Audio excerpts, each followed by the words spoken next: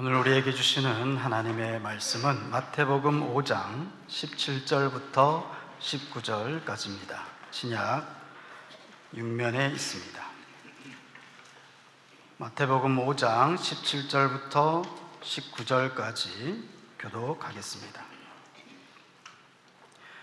내가 율법이나 선지자를 폐하러 온 줄로 생각하지 말라. 폐하러 온 것이 아니요 완전하게 하려 함이라.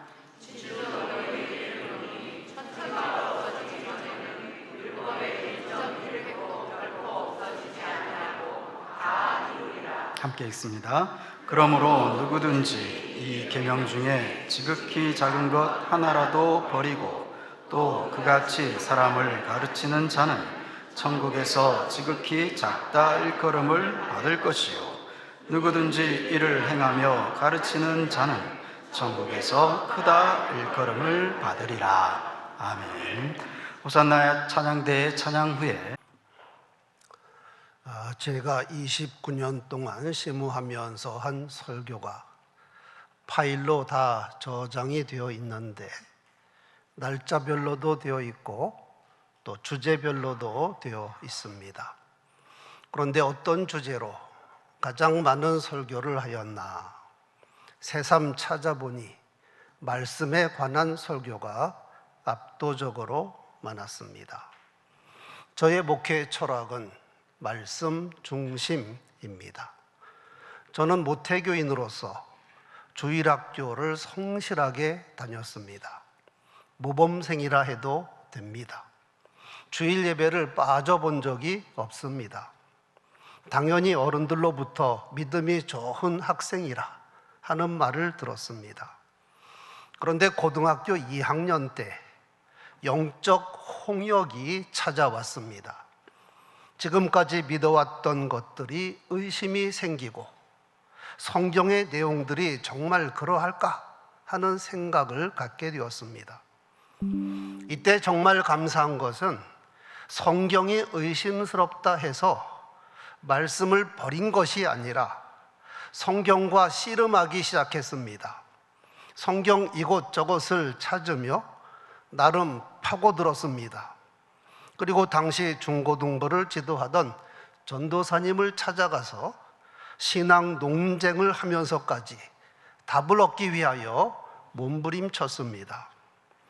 이는 그동안 주입된 신앙이 나 자신의 신앙으로 전환되는 축복의 시간이었습니다. 성경과 씨름하면서 자연스럽게 말씀이 믿어졌습니다. 성령께서 도우신 겁니다. 그리고 나의 신앙으로 자리를 잡게 되었습니다. 또한 신학생 때는 이적과 기사를 사모하기도 하였고 증거도 요구했던 적이 있었습니다. 그런데 이에 대한 하나님의 응답은 성경 말씀에 다 있느니라. 성경 말씀에 다 있다. 뿐만 아니라 말씀 자체가 능력이라는 것을 체험하면서 하나님의 말씀이 최고의 가치라는 것을 믿고 고백하게 되었습니다. 저는 귀하고 귀한 하나님의 말씀을 증거하는 말씀의 종이 되었다는 것이 너무나 감사하고 또한 말씀 중심의 목회를 해온 것이 너무나 감사할 따름입니다.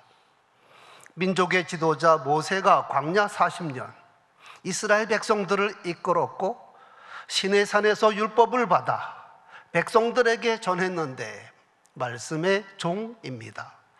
그가 세상을 떠나기 전에 마지막으로 율법을 반복해서 선포했으니 그것이 바로 신명기입니다. 모세는 처음부터 끝까지 말씀의 종입니다. 불행하게도 중세 로마 가톨릭 교회는 말씀에서 떠난 교회였습니다. 말씀의 권위보다 교황의 권위가 더 높았습니다. 그러니 타락할 수밖에 없는 겁니다. 이에 종교개혁자들이 외친 표어가 오직 말씀으로, 오직 말씀으로, 다시 성경으로 돌아가자, 말씀의 권위를 회복하자, 그래야 교회의 권위도 회복이 되고 성도의 권세도 회복이 된다. 이것이 종교개혁입니다. 오늘 본문에서 말씀이 육신이 되신 예수께서 이렇게 말씀하셨습니다. 내가 율법이나 선지자를 폐하러 온 줄로 생각하지 말라. 폐하러 온 것이 아니요 완전하게 하려 함이라. 당시 대부분 유대인들은 예수께서 율법을 지키지 않는다고 생각했고, 그래서 율법을 폐하러 온 이단자로 생각했습니다. 하지만 예수님은 율법을 폐하러 오신 분이 아니라 완성하기 위하여 오셨습니다. 그 결정적인 증거가 율법을 지켜서 의로워질 사람이 없습니다. 그런데 예수님은 십자가 보혈을 믿음으로 사람이 의로워지는 길을 활짝 열어 놓으셨습니다. 이것이 바로 율법의 완성입니다. 피의 제사를 완성하신 겁니다. 그런데 복음으로 완전해지는 율법조차도 1.1핵이라도 떨어짐이 없다. 천지가 없어지기 전에는 율법의 1.1핵도 결코 없어지지 아니하고 다 이루리라. 그렇다면 복음은 진짜 완전한 하나님의 말씀입니다. 영원 불변의 진리이며 완전히 성취되는 하나님의 말씀입니다. 그러므로 기록된 하나님의 말씀에 더하지도 말고 빼지도 말아야 합니다. 말씀 그대로 믿고 말씀 그대로 전하고 말씀 그대로 살아야 합니다. 홍성교회 성도 여러분, 다시 한번 강조합니다. 영원 불변의 진리, 하나님의 말씀을 최고의 가치로 믿어야 합니다. 말씀 중심의 신앙을 가져야 합니다. 첫째, 말씀은 생명의 양식입니다. 모세도 외쳤고 예수님도 강조하셨습니다. 신명기 8장 3절, 사람이 떡으로만 사는 것이 아니요 여호와의 입에서 나오는 모든 말씀으로 살 것이니라. 마태복음 4장 4절, 기록되었으되 사람이 떡으로만 살 것이 아니요 하나님의 입으로부터 나오는 모든 말씀으로 살 것이라 하였느니라. 우리 대한민국의 식탁이 과거에 비하면 얼마나 좋아지고 풍성해졌습니까? 과거에는 허기진 배를 채우는 것이 목적이었는데 지금은 온갖 맛은 다 누리되 배부르지 않고 살찌지 않는 것이 목적이 되어버렸습니다. 이렇게 육신의 양식은 고급화되고 풍족하게 되었는데, 그러면 영의 양식인 말씀은 더 갈급해하며 더 맛있게 먹고 있는가? 여기에 대하여 그렇다 대답할 사람이 많지 않을 겁니다. 마치 무엇과 같은가? 광야 생활하다가 가나안 땅에 들어간 이스라엘 백성들, 자기 땅을 갖고 자기 집을 번듯하게 짓고 풍요를 누리면 여호와를 더 잘 섬기고 하나님을 더 사랑하는 것이 마땅한데, 실제로 하나님과 더 멀어지고 우상 숭배하는 데 빨랐습니다. 여러분, 하루 세끼 밥만 잘 먹으면 사는 것이 인생이 아닙니다. 하나님의 말씀을 잘 먹어야 합니다. 맛있게 먹고 소화를 잘 시켜야 합니다. 그래서 내 영혼이 건강해야 합니다. 오병이어의 기적을 체험한 사람들이 얼마나 신났는지 모릅니다. 그래서 이튿날 갈릴리 호수 건너편까지 예수님 계신 곳을 찾아왔습니다. 그런데 예수께서 오병이어 2탄을 실행하지 아니하시고 이런 말씀하셨습니다. 썩을 양식을 위하여 일하지 말고 영생하는 양식을 위하여 하라. 그러면서 내가 생명의 떡이다. 예수님 자신과 예수님 말씀이 영생하는 양식입니다. 홍성교회 성도 여러분, 영생하는 양식, 하나님의 말씀을 맛있게 먹고 모두 영생하시기 바랍니다. 두 번째, 말씀은 시험을 이기는 유일한 무기입니다. 예수께서 제자들을 파송하시며 이런 말씀하셨습니다. 보라, 내가 너희를 보냄이 양을 이리 가운데 보냄과 같도다. 그러므로 너희는 뱀같이 지혜롭고 비둘기같이 순결하라. 아니, 양을 이리 가운데로 보내는 것이 타당한가? 이런 생각이 듭니다. 그런데 예수께서 대책도 없이 양을 이리 가운데 보내셨을까요? 그래서 제자들이 다 잡혀 먹었나요? 아닙니다. 성도들에게 필승의 무기를 주셨으니 하나님의 말씀이 승리의 비결입니다. 그러므로 하나님의 전신갑주를 취하라. 우선 자신을 보호할 장비가 있어야 합니다. 진리의 허리띠, 의의 호심경, 평안이 복음이 준비한 신발, 믿음의 방패, 구원의 투구까지 있으면 방어는 완벽합니다. 여기에 공격 무기가 반드시 있어야 하는데 손에 무슨 무기를 들라 하셨습니까? 성령의 검, 곧 하나님의 말씀을 가지라. 성령은 진리의 영이며 성령의 검은 하나님의 말씀입니다.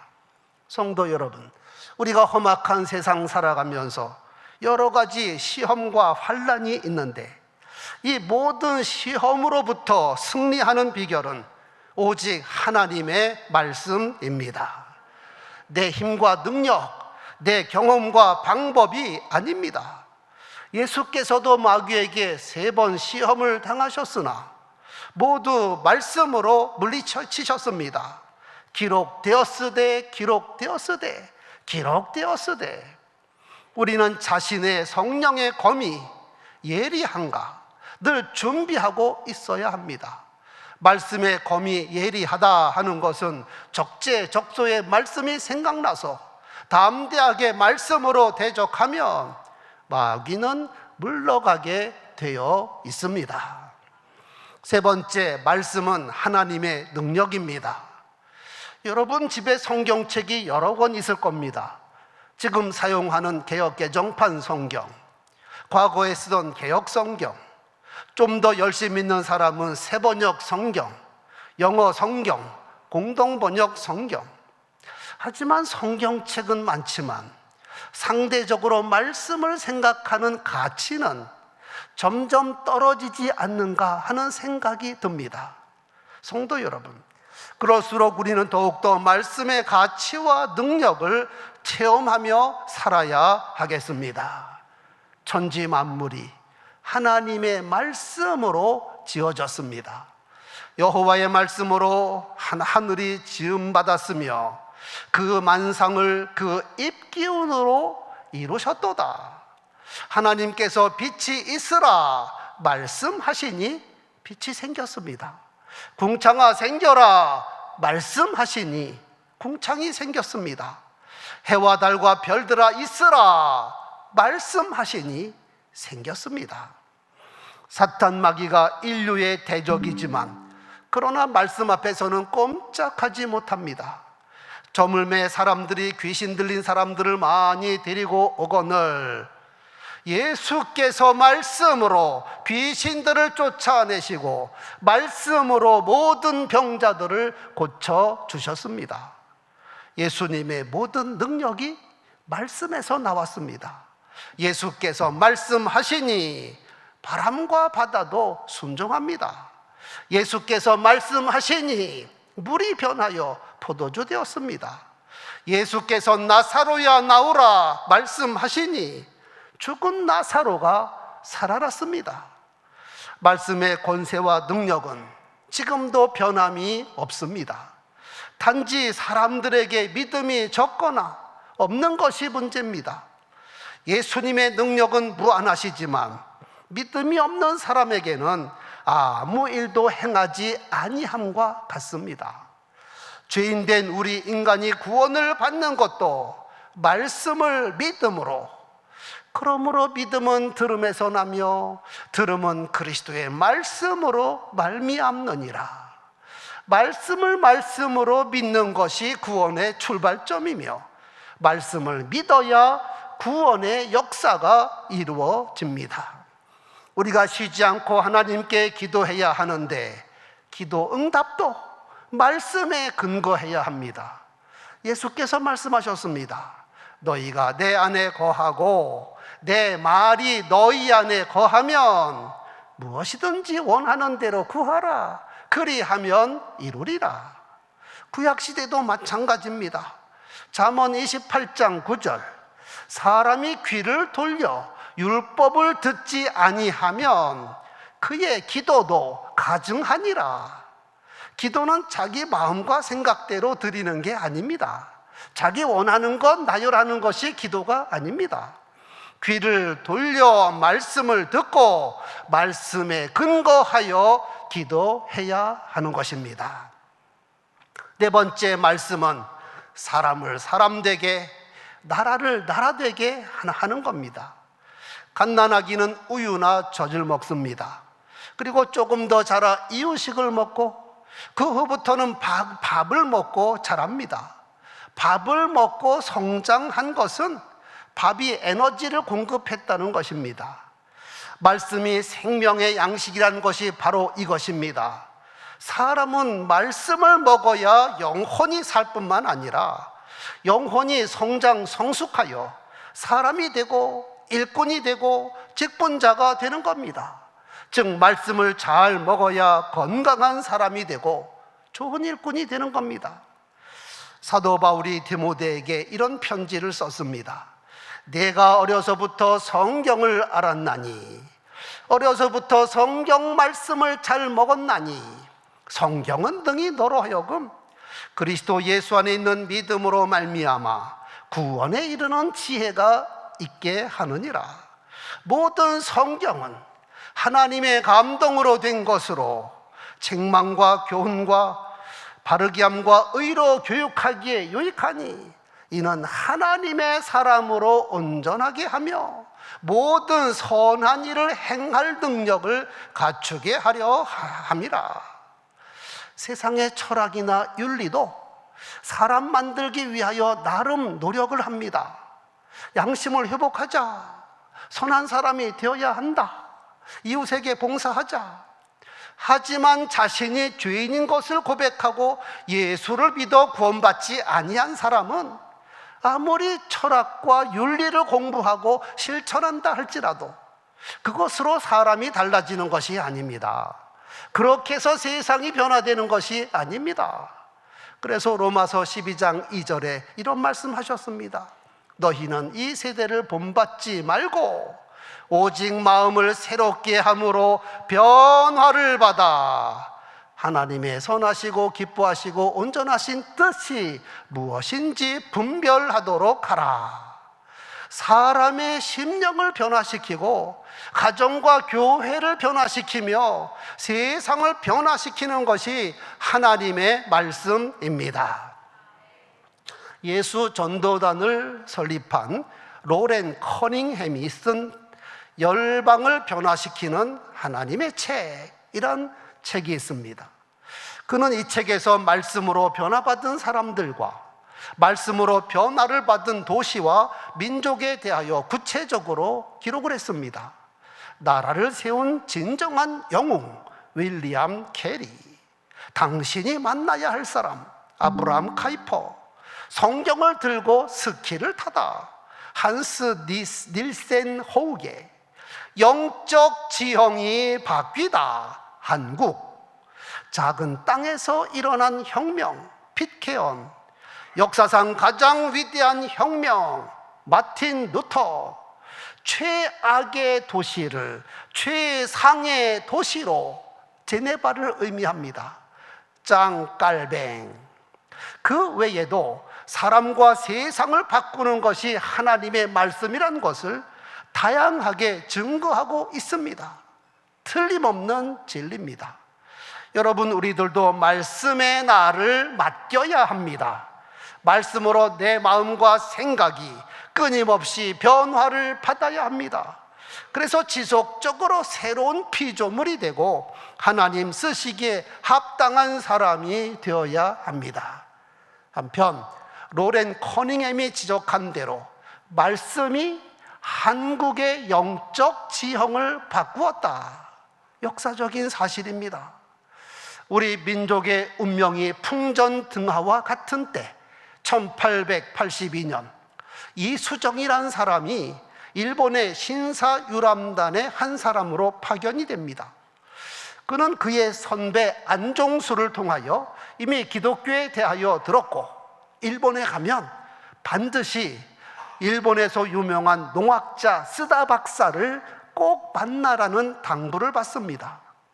이렇게 해서 이수정은 쓰다 박사 집을 찾아가 역사적인 만남을 갖게 되었는데, 쓰다 박사는 독실한 크리스천이었습니다. 그의 집 거실에는 팔복을 쓴 족자가 있었습니다. 그런데 이수정은 그 족자를 읽고 벌써 마음에 감동이 오기 시작했습니다. 세상에 이런 말도 있었네.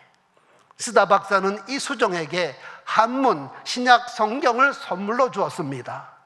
이수정은 기쁨으로 성경을 받았고 숙소에 돌아와 신약 성경을 읽기 시작했는데, 생전 처음 접하는 진리의 말씀이 밤이 새는 줄도 모르고 읽었습니다. 그리고 성경을 읽다가 깜빡 잠이 들었는데 꿈에 어떤 사람이 큰 보따리를 가지고 와서 자기에게 주는 겁니다. 이것이 무엇입니까? 책이다. 무슨 책입니까? 조선을 구할 성경책이라.